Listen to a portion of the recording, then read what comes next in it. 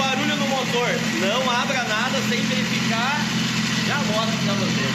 Parece ser embreagem. Parece ser de tudo. Vou mostrar pra vocês como é simples.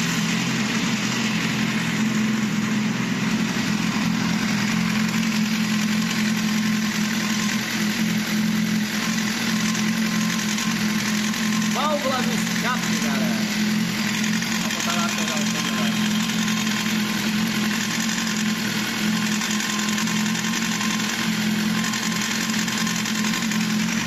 Verifica ela antes de mexer em qualquer coisa.